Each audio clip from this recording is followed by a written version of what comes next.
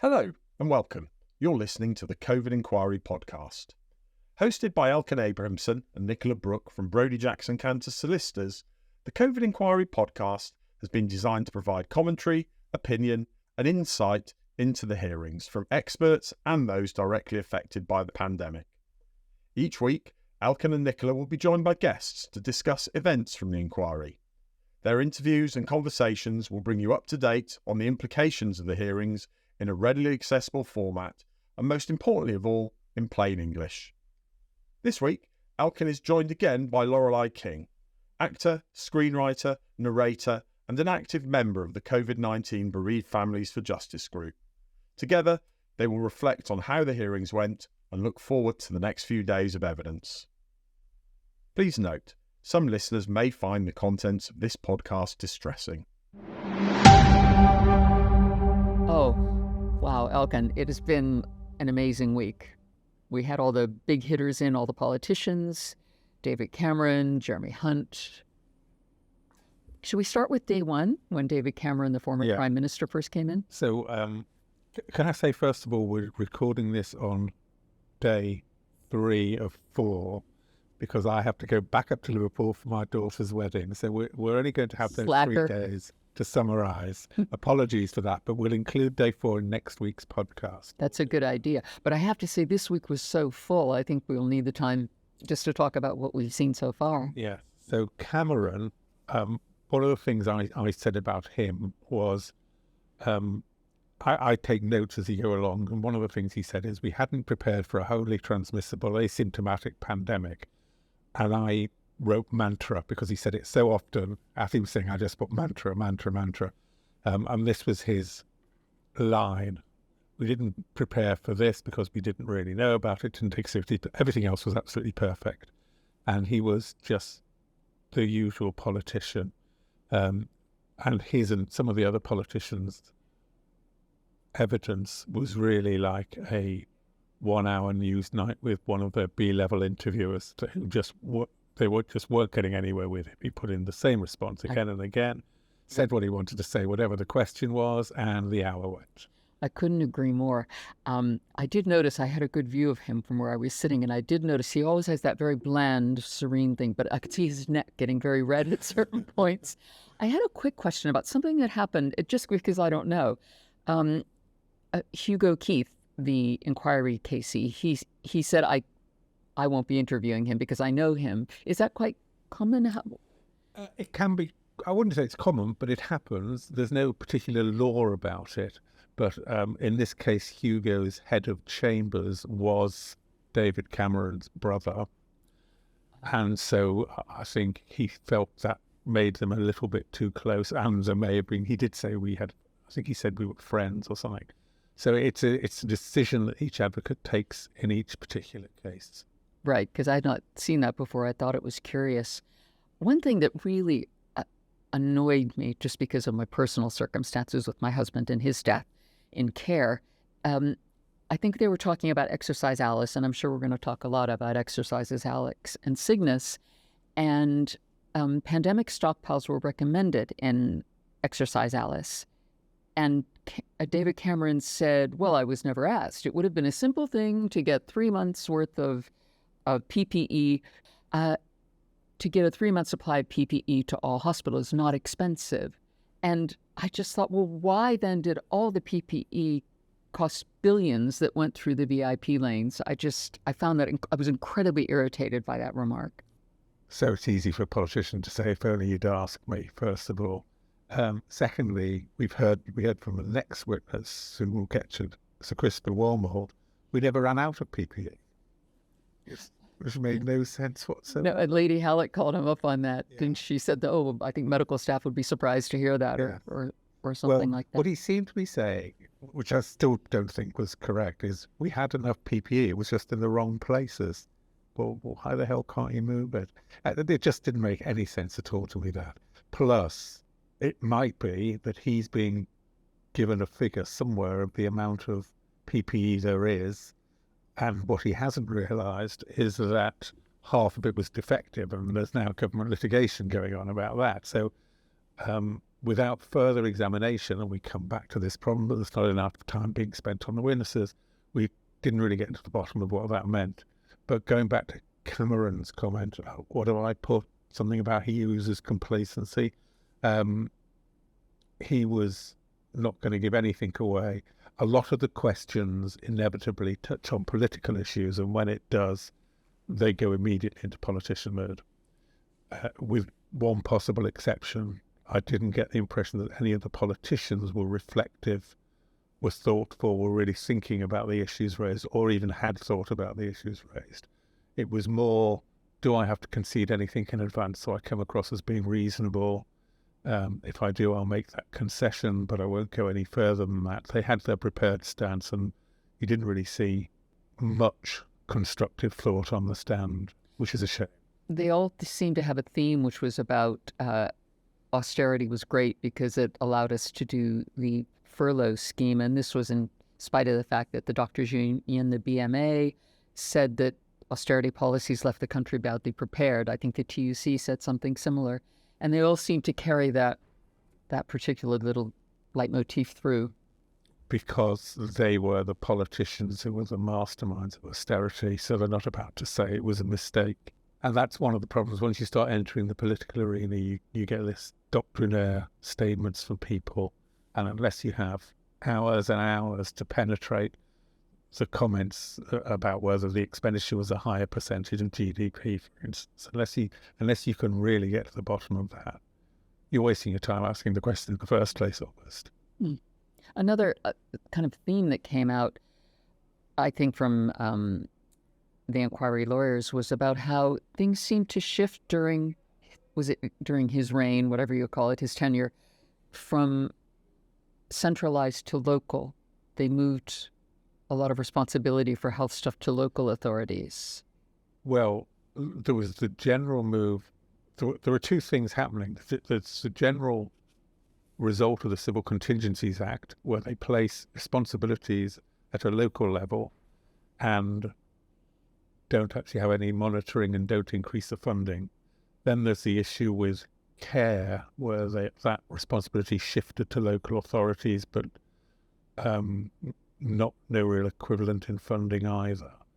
And then there's the NHS, where every now and then it stops being a national health service, it becomes a devolved health service, and each trust area has responsibility for its own patients, and then they bring it back into central control, and then they have central commissioning groups across the country, and we've now got can't even remember the name, but we're now back to looking at larger groups of trusts, but regional still. No doubt the next shift will be back to a national service. The changes are not helpful. You need to have one system and stick to it. I agree, and I think this came out. That was one thing that was clear throughout these 3 days was all the chopping and changing, and this government has not been helpful. Yeah, and it's been the same government. Yeah, is what's striking. Yeah. Usually, you blame the changes in different governments. Yeah. But I agree with you that David Cameron didn't seem to accept much. He didn't want to accept what Bamborough and Marmot had said, and he just wanted to defend his record. The only thing he accepted was there was a failure to follow recommendations for Exercise Alice, and that they didn't prepare for the non-flu. Well, he said a transmissible and asymptomatic pandemic, but I think the implication is we only really focused on an influenza pandemic. Something else happened that I did quite understand. I'm sure you can explain, which was when the Scottish Bereaved Families lawyer questioned him. Hugo Keith jumped up and made the point that, because they had a document up as evidence, he said parliamentary material couldn't or shouldn't be shown as we might be breaching parliamentary privilege. What was that about? This is an absolute nightmare for the inquiry. Hugo Keith and the chair of the inquiry have taken the view, but have not made an official ruling, to say that you cannot refer to anything that took place in Parliament or to anything that was laid before Parliament. So lots of reports are laid before Parliament. Because if you say, for instance, did you say before a select committee 6 months ago that A, and the witness says, no, I didn't, we're then impugning Parliament, to use the phrase, and we're not allowed to do that. Now, the there is some case law that might support that argument. But first of all, what we would say is we can ask a question in such a way that you're not doing that. And secondly, it's not us impugning Parliament. We're saying the record in Parliament was right. If the witness decides to challenge that, that's their problem, not our problem. And the third, more fundamental point is how nonsensical it is to have a system that is supposed to be a fearless inquiry, battles in the High Court over discovery, but then say, oh, but you can't challenge anything said in Parliament, or can't even raise anything said in Parliament. You're just taking a massive chunk of evidence away from the inquiry process. Yeah, I seem to remember that came up during the preliminary hearings that you were arguing. Yes, and because the chair didn't make an official ruling, there's nothing to challenge at the moment. And the question is, do we push it for a ruling, or can we work around it? And so far, we think we can work around it. Yes, because I think the lawyer for Scotland said something about she would do it through questions. So, yeah. So that was David Cameron. Then we had, who followed him? Sir Christopher Wormald. How do you say his name? I think it's Wormald. Yeah. The permanent secretary of the DHSC, which is Department of Health and Social Care, and was, again, absolutely complacent, didn't do anything wrong. Everything was marvellous. He was what I said, we didn't run out of PPE. Yeah. And as you say, the chair said the doctors would be very surprised to hear that. He just made no admissions and to me displayed no thoughtfulness either, really. No, it's interesting. I mean, because I'm a voice person, and his delivery, it was very difficult to follow. It was very brusque and kind of staccato, and he seemed very defensive in his delivery. Yeah. Yeah, he probably was very defensive, as you'd expect. And then we had Claire Switson, who was the Director General of the DHSC. And what was her general take? Did she sort of grudgingly agree there were areas that could have been improved? She did say that the 2011 strategy plan, which came up quite a lot this week, only dealt with the influenza pandemic. I didn't really regard that as a concession because that's what it says it does. She said it was a reasonable decision at the time to only look at the influenza pandemic. She said the strategy did not include plans for mitigation measures such as lockdowns. She doesn't accept that there were glaring omissions in the plan. She does accept the need to consider supply of PPE to fit a wide range of shapes. Perhaps that wasn't considered pre-COVID. That was the one concession. Yes, that's true for like female faces and everything. Yeah. Yeah. Well, that was kind of day one. So I think you're right. There was nothing a little bit disappointing in the witnesses from my point of view. A waste of a trade ticket from my point of view. Then on Tuesday, should we move on to the second day? And first up, was it Oliver Letwin? Oliver Letwin. Who's been Minister for Government Policy? I thought was very thoughtful. And I think the, well, I can't speak for the chair, but certainly counsel for the inquiry seemed quite happy with his evidence. I really, can I just say from a bereaved family member's point of view, I liked him. And I liked him because he was the first that I heard use words like, I regret, it was wrong, I cannot exonerate myself. And that meant so much. He seemed very genuine to me. My note for Professor Sally Davies, it comes later on, is that I felt that was the first genuine apology, but perhaps I'm not being fair to Oliver Letwin then. And it's so important to the families, isn't it, to hear that? And it's not asking a lot of people to express genuine regret. Mm-hmm. But if you compare Letwin with Cameron, just miles apart. Worlds apart. And he didn't, Letwin, to be fair, he didn't apologize, I don't believe, but nonetheless, he seemed willing, he seemed humble, like willing to take on some shortcomings he may have had or where things may have gone wrong. And I really did appreciate that.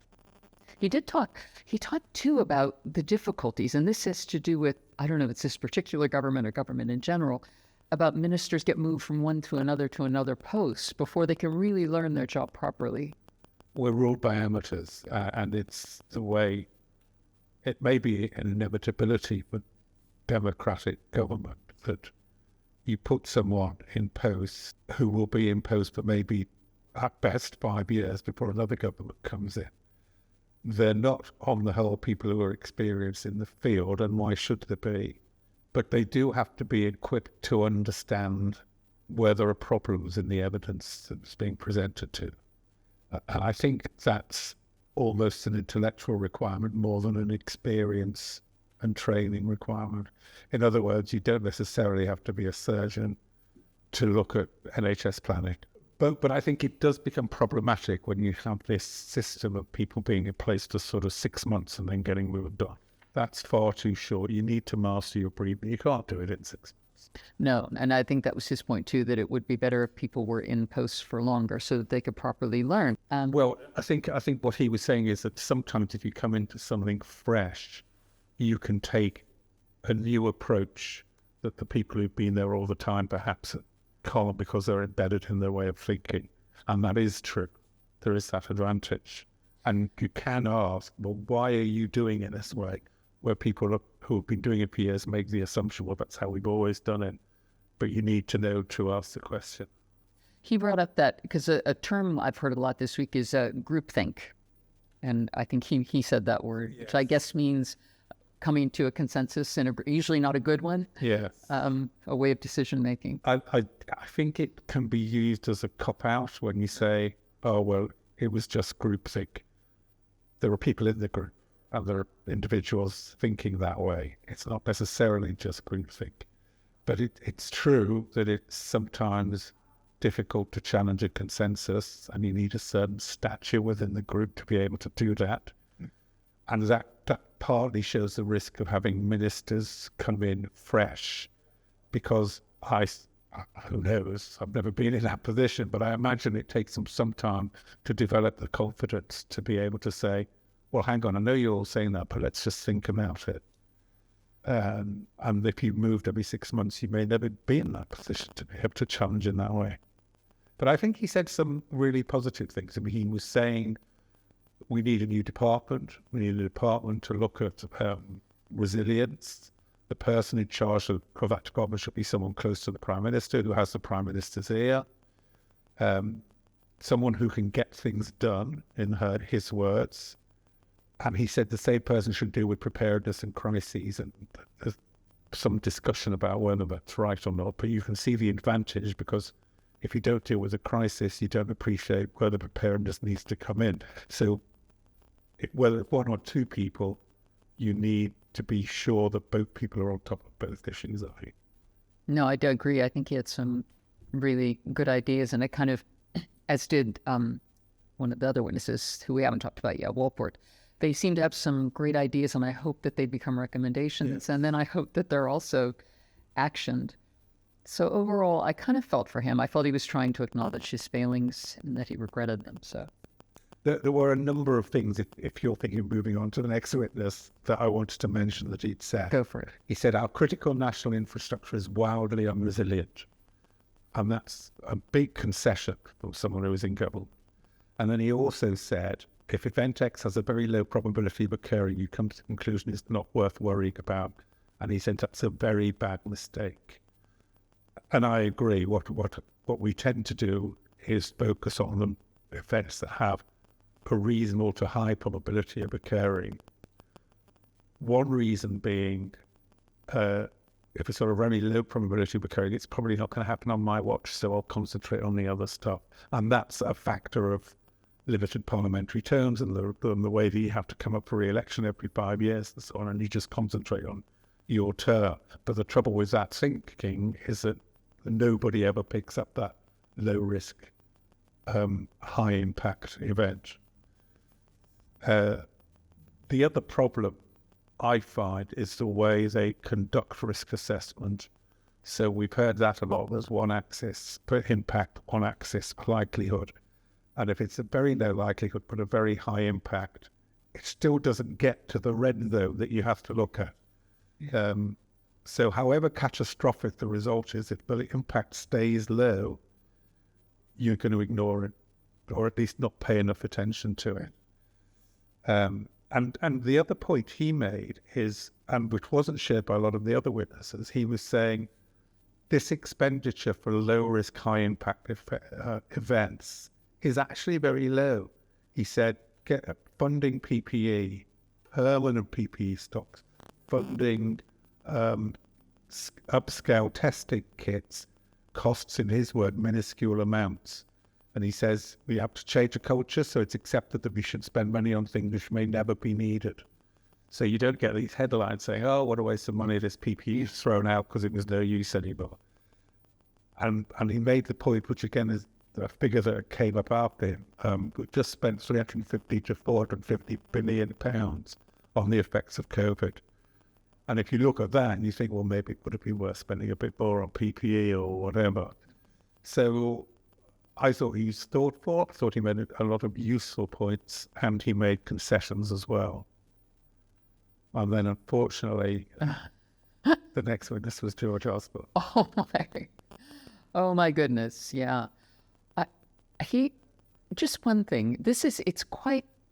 Because I've sat in the actual inquiry room, and it feels formal, it feels serious, and he was so rude. He was interrupting the lawyer. I believe it was Kate Blackthorne. Blackthorne. Yes, Yeah. Kate Blackthorne who was questioning him. He was interrupting. He was quite a contrast. What did you make of it? It's interesting because I'm trying to think back now. So it was again the politician in Newsnight making his political points. It's probably my fault, but he didn't come across as rude to me so much as a politician. And I'm wondering now you say that, if it had been a man asking the questions, would he have responded in the same way? And I couldn't help. That's what I was thinking. I thought, I wonder if you would have tried that with Hugo Keith. Who knows? He was the one who said, if only you'd asked to provide money for stockpiling PPE, we would have said yes. Would he? Question mark. Yes, and he was one, he did a rather dry expressing of his heartfelt sympathy, which didn't really comfort. And he was quick to say that the Treasury shouldn't be held responsible for... Yes, yeah. And also austerity was great. We should all be really grateful that we had these austere years of underspending, which he wouldn't admit was underspending, but they called it austerity. Yeah, but he completely rejected the idea that the austerity measures depleted the health and social care and all the capacity by the time the pandemic struck. And he again, just like David Cameron, were great. And yes, and how you can have austerity, which is their word, without being austere, is beyond me. He said, again, this is a personal thing, he talked about social care system in England, and he was saying there are only two ways: either people have to pay more tax or sell their homes. And he said he has been ducked by the political system for 20 years, but that includes them. They've been in position for most of that time. And this really annoys me. Back in 2019, Matt Hancock, I remember, tweeted out that someone was saying, where is the social care policy we're supposed to have? And he said, I'm putting the finishing touches on it now. And that was in 2019. And I don't believe him. And it's the same thing. They chose to ignore it. They're the ones kicking the can down the road. That's true, but it's also an interesting point that Labour didn't solve the problem either when they were in power. And I think he's right. What do you do over social care? Someone's got to pay for it. It's either the government, which really needs the taxpayer, or it falls on each particular individual family or person who goes into a care, or a mix. But I agree, but no government, and you're right, Labour hasn't done it either, but nobody has grasped that nettle. They're just not willing to do it because it's going to be hard. There's no easy solution. It's going to be hard. And we've been waiting for such a long time. I guess it's not so much, is it a difficult thing to do, as is it a vote loser? That's what stops the politicians, I think, getting to grips with it. Because whichever of the two you do, you're going to get criticised by a large group of people. As a society, we tend in most cases to spread the burden of misfortune amongst the whole population. So the welfare benefit system, for instance, national insurance system, state pension system. That's the way we think, that's what we regard as fair. And it seems strange that we can't be sold on the concept that it's equally fair to do it for social care. Well, you're preaching to the choir here. No, I agree. I noticed that the COVID Bereaved Families for Justice, our lawyers, you were denied the ability to ask him any questions, denied the opportunity. Is that true? So we have a strange system. Did we touch on it in the last podcast? Let's touch on it now, because I'm not... Did we? The way the system is working in this inquiry is we get what's called an evidence proposal. And it's basically the inquiry team saying, these are the things we're going to look at, these things we're going to ask, these are the documents we're going to introduce. And we then are asked to come back to them saying, well, we think here's a list of questions which we think should be asked. And then we say either we'd like to ask them or we'd like you to ask them. And we generally say we'd like to ask them. They then come back and say, well, here's our response to your proposal. And the response could be, good question, we'll ask it. We'll let you ask it.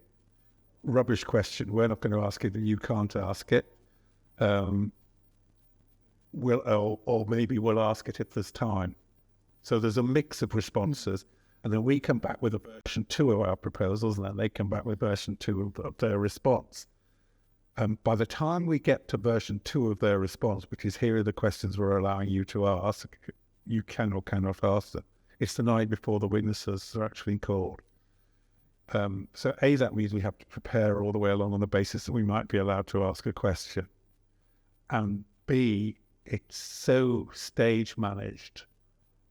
I was saying it's a bit like a Stalinist show trial, where the lawyer for the defendant is told, you can't ask any questions, or here's the questions we're going to let you ask. So much so that in one case we were told, you can't ask it this way, here's the question you can ask, and it has been written out for us. You've done a lot of inquiries. Is that common in inquiries? It's not common. I think it's a very awkward approach, both for them and for us. There are other systems. For instance, in Grenfell, after the questioning took place, there was a sort of gap of maybe 15 minutes where everyone ran up to the counsel for the inquiry saying, well, can you ask that or can we ask that? So there was a sort of horse trading live almost during the hearings, which I'm told worked okay. It is a system that possibly could work, but it seems to involve an awful lot of time and effort for all the teams involved, including the inquiry team. And the benefit, I think, is out of proportion to the effort. And I think, again, because most of the bereaved families are not lawyers, but for us, it feels like they're not willing to let our lawyers ask the questions we want asked. It feels like a rejection and being pushed aside. I think it feels the same way for us, but that's probably not fair because they are allowing some questions. In our view, nothing like enough. And in our view, not allowing follow-through questioning, giving very restricted time. But that's our view. Their view, obviously, is different. Shall we move on to the next one? Please. Who was Sally Davies? Yes. She had a lot of titles, but she was Chief Medical Officer. Officer. She's the one I noted the first genuine apology. She really seemed to express genuine regret, partly, as she said, because her daughter was a frontline doctor at the time, so she understood the reality of it, which most of us probably don't. Yeah, she did show her emotion. I say emotion is easy, action is hard. I don't know where that emotion came from. Maybe it was empathy for us. Maybe it was something for herself. Maybe as she realized what she could have done different, a kind of guilt. I don't know. And she did accept that there were things that should have been done. Mm-hmm.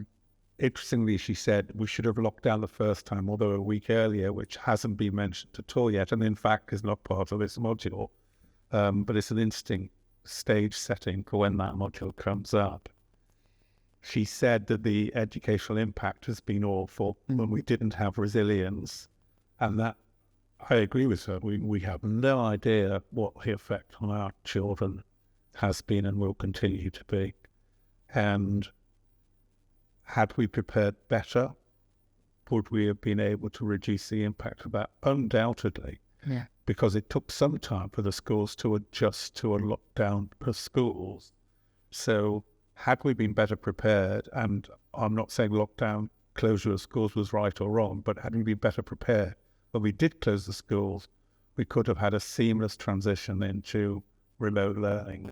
Yeah, I mean, I agree with you. And this is one of the things I hope comes out of this inquiry. Like you mentioned schools, for me, it's like mentioning people in care homes not being able to be visited. And I'm hoping there can be a more humane way to deal with all these things. I hope that is something that come out of this. That's a more coordinated way, because on care homes, for instance, you hear so many different stories. You hear people saying, well, I kicked up a fuss and they let me in. And we needed to have a policy which would have allowed, in both cases, more socialising amongst the student groups and amongst carers and those who were in care. And it wasn't impossible. No, I agree with you. I don't think it was, yeah. One thing about Sally Davies that slightly annoyed me, can I tell you, is she suggested very early on in her testimony, she said the reason we had a bad COVID outcomes because of obesity and diabetes. And I thought, here we go, blaming the victims. And so that kind of put me off her at the start. Yeah, I can see that, but it's in the context of resilience, in the context of having a healthy nation which is better prepared to deal with health crises. And I think that's right. I think the healthier your population, the stronger they are when something happens. And then we go back to the NHS cuts. Who was it? George Osborne, who said he had a sugar tax and that was a marvellous success. Maybe it was, maybe it helped. That's right, he didn't. But even now we're deferring this buy one, get one free on highly processed foods because of the fear of inflation and people not being able to afford to buy food. But what they're actually doing is giving them access to unhealthy food, whereas if they could buy healthy food more cheaply. That's another political. That's a whole other issue, and I've heard arguments on both sides of that. But I think that the basic tenet, the more resilient the population, the better equipped you are to deal with the crisis, is right. Yeah. And like you said, in that context, sort of in that context, we didn't have resilience per person. We were at the bottom of the list for doctors, nurses, beds, ITUs, respirators, ventilators, and social care. And that really struck me when you should say. Well, yeah, I mean, because it's like the opposite of what we'd heard the day before, wasn't it? Politicians putting it rather differently, yeah. Yeah. And again, she talked about this, Lady Hallett did say something. She talked about things, certain departments being abolished and other ones being conflated or whatever. And Lady Hallett just wondered if change for change's sake was not a good thing and why. What was the rationale for that? Yes, and that happens all the time in government. They're always changing the names of departments. And I think it's difficult from the outside to see whether organisational changes make sense. But we have seen from that spaghetti junction picture that there's scope for rationalise. She's another one who blamed groupthink for some poor decisions. Yes. And I think, again, rightly so, by groupthink they mean that when a group reaches a consensus, it's very hard for people outside and sometimes inside that group to challenge that consensus. And it's right, again, to say that it's a culture change that's needed and for people to be more open to challenge. But that's the role of politicians. That's part of the role of politicians, to present that outside challenge. She talked about data. Do you remember that when she said she had some concerns on how data was handled? And she gave this example that Public Health England collected data using Excel spreadsheets and that they hadn't realized there were only 300 lines, so data dropped off. Yeah, it wasn't 300. I think it was more like 10,000. Oh, okay. But I think, if I remember, they hadn't upgraded to the newer version of Excel, which allowed more boxes to be added. And that again is lack of planning. Mm-hmm. That does come down to thinking about what your future needs are going to be, and that's quite a concrete example. And she started talking about exercise, Alice, and exercise sickness, didn't she? Yeah. But I think we get more about that from Jeremy Hunt later on, don't we? Mm-hmm. And we have to mention that she did at one point push her book onto Nicola. ABS, always be selling. Was it George Osborne where the chair said, I bought your book, or other counsel to inquiry said, Lady Hallett has procured your book. Oh, right. Was that Osborne? I can't remember who it was. So the inquiry pays for that, but Sally Davies gives you the book, which probably shows you the different characters. So the next witness is Mark Walpole. Yes, that was today. Chief Scientific Advisor. Yeah. I loved him. He agreed that a senior minister should have responsibility for risk management. He agreed with Letwin. Yes, he was another thoughtful witness, well considered. Mm-hmm. And there is this contrast between politicians and civil servants. Yeah, and he's medically trained as well, I believe. Yeah, he just had some great things. He said values sometimes trump evidence and scientific advice. And he said, this I found fascinating. He said, as we become more efficient, we become less resilient. And I just have been thinking about that a lot. Yes, because by being efficient, we reduce duplication. And he was talking about real-time management, wasn't he? And so when you do that, you also reduce your number of suppliers because it's more efficient. You reduce your number of manufacturers because it's more efficient. You source from outside, so you haven't got that national resilience if there's a problem with your outside sourcing. All sorts of reasons. So you need to almost have, if you're going to have inbuilt resilience, it's not an inbuilt inefficiency because the resilience is itself an efficiency. I think that's the way you need to look at it. It's the limits of thought that arise either within departments or within government as a whole, and the failure to appreciate the need to prepare for the unknown. Yeah, and I think sort of leading on from that, he also the fact, I hadn't thought of this before, that we don't think of, in our relatively wealthy Western societies, we don't really think about infectious disease anymore. We think more about heart disease and diabetes and things like that. And we don't pay enough attention to infectious diseases, or we haven't. I liked him. He had so many good ideas, like, about like local health teams monitoring the health of their area, and that then they could be repurposed if necessary for something like vaccination programs. He just seemed to have lots of ideas. I was impressed with. And he said a number of times we need to look more into the need to take steps to prevent an event happening and to mitigate the effects, which came up with other witnesses, but it came up very strongly with him. He kept saying that, and that we, in effect, failed in that respect. Yeah. So then we had Oliver Dowden, the Deputy Prime Minister. I'll just start by saying, in his opening statement about the sympathies, he said the government wants to positively engage, and with this judicial review still hanging over us about the Cabinet Office documents, I don't believe him there. Someone made exactly that same comment to me while he was talking, funnily enough.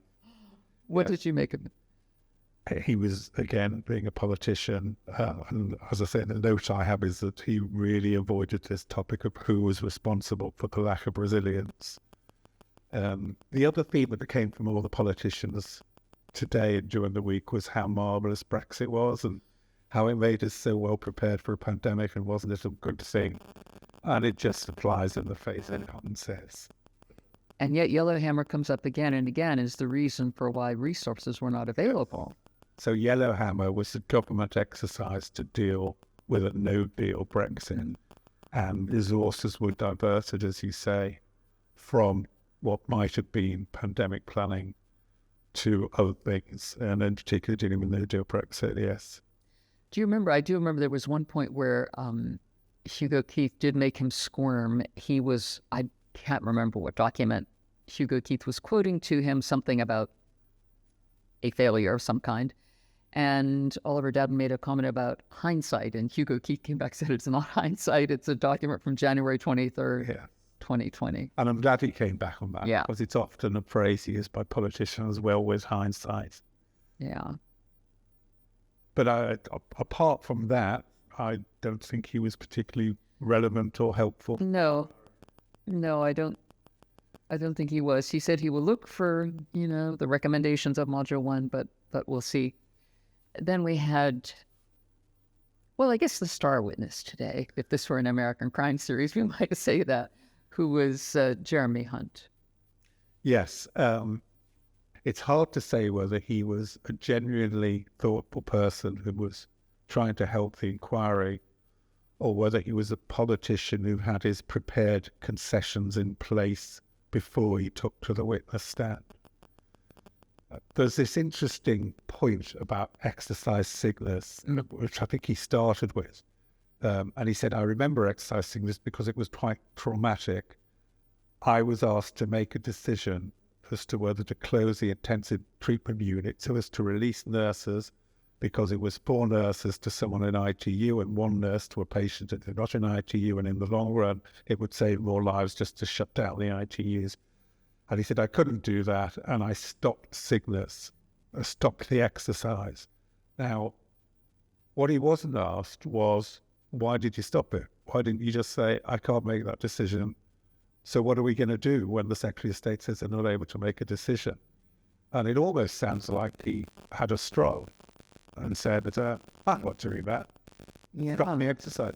But then later on in the day, we heard that there was a day 2 of the exercise. And when he was asked about the 2 days of the exercise, he said, I was there throughout the first day. And he didn't say whether he was there at all for the second day. So I'm now thinking, well, did he stop it at the end of day 1?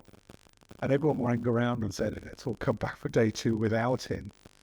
And then he said, I wasn't briefed about exercise Alice later. And I thought, well, I'm not surprised you were briefed about Alice after your performance in sickness. I have to say one thing about when that exercise you mentioned, well, as he said it, just as you've said it, he said, I was called upon to make this decision. I was like starting to look stuff up. I thought, when was this? Until Lady Hallett intervened and said, we should need to stress that this was, a mock-up exercise or whatever you call it. And because I thought, oh my God, what did I miss? Yeah, so apart from that, he made the concession that failed to ask about the non-flu pandemic, which is a concession that's been repeated by politician after politician and by civil servant after civil servant. We failed to ask if we could stop a pandemic from reaching the stage where the deaths were 200 to 400,000 people. Didn't really think we accepted that might happen, because that was the starting premise of the exercise, but we didn't actually say, well, why is that the starting premise? Perhaps we shouldn't be in that place.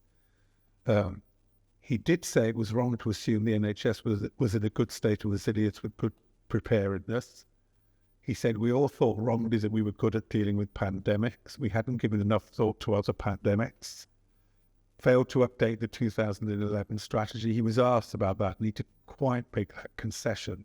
And he said, well, there was a much bigger failure than that, the failure of focusing on flu. So he went back to this. We didn't prepare for a non-flu pandemic. But he did accept there were a lot of failures. Failure to focus on, failure of focusing on flu.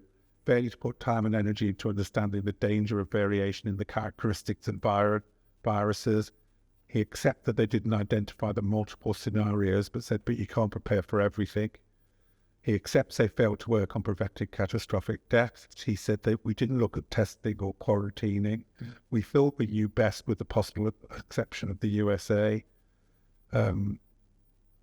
Did he accept, because Hugo Keith at one point said, do you think the worst case scenario kind of thinking prevented you thinking about prevention? And I can't remember if he accepted that. Well, he accepts they failed to work on preventing catastrophic death. Right.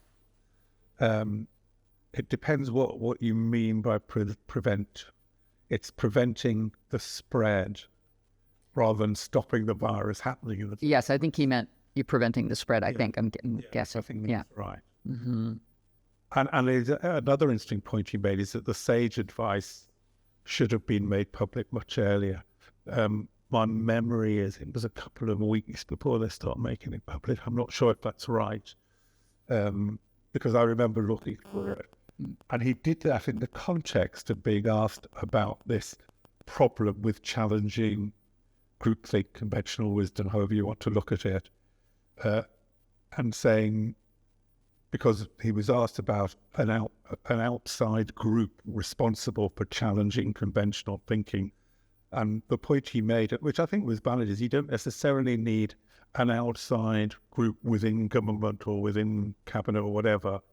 There's no reason why it can't just be experts who are outside the decision-making community saying, well, why are you doing that? But of course, if you don't publish the minutes of SAGE, you don't allow for the possibility of saying, I can't understand why SAGE have reached this decision. So openness is really important. And I hope there's some expansion of that theme, because I think too often governments are secret when they don't necessarily have to be. They don't actually think about, should we make this open? He said, again, going back to PPE, and I don't know if this came out of Cygnus, when he seemed quite defensive, because apparently they said a statement from Cygnus was having enough PPE is important. And he said, but they didn't say, check we have enough PPE. And I thought, can you not infer from the statement itself that that should be done? There is this tendency among the politicians to say, well, nobody asked me that and nobody put that to me. And it's not my job to think about things almost. And you do sort of think, well, what are they there for if they're not there to bring fresh thinking?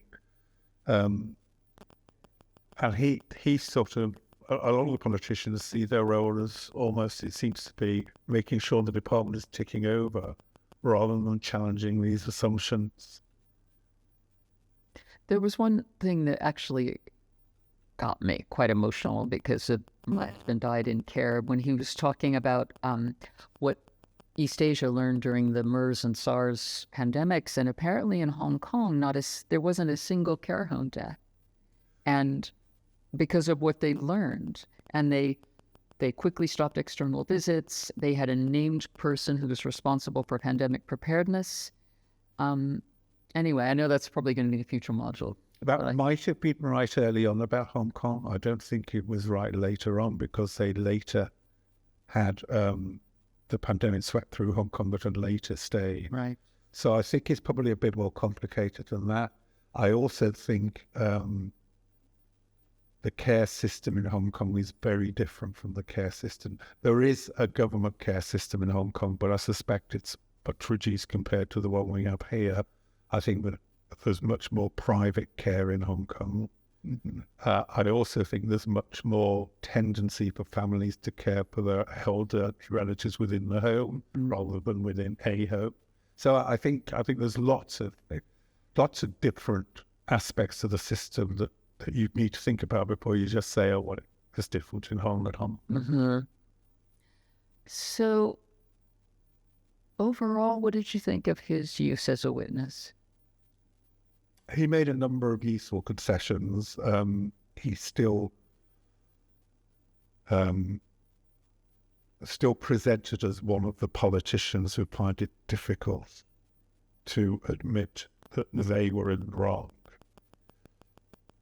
But having said that, yes, there were concessions. He did agree that the NHS needed more capacity, but wanted to go on and on about how he'd got these extra doctors in place and how marvellous he was. And you sort of feel, well, a sort of semi-despairing point of view, as long as they make concessions about what's needed in future, if they want to have a little boast about how marvellous they were, like children almost, isn't it? Well, we'll let them say that. I think that's all they want to say, but let's try and get at the reality of what's needed as well. Hey, sidebar. He made a reference to something which was a scandal in mid-staff. What was he talking about? Mid-Staffordshire Health Authority. I didn't quite understand why that linked to the position in Wales. I think what he was saying is the two countries took different responses to that. Right. Yeah. So a really interesting week so far. So far, I'm sorry not to be here for the next day. But read the transcripts. I'll be watching, but and maybe we'll touch on that next week. Yep. What happened? Thank you very much. Always great to talk to you. Thank you, Elkan. Thanks for listening to this week's instalment of the COVID Inquiry podcast. We hope you found it insightful and interesting. We had a great reaction to the last pod, so we'd like to say a big thank you to everyone who rated us and left comments. Please keep those coming.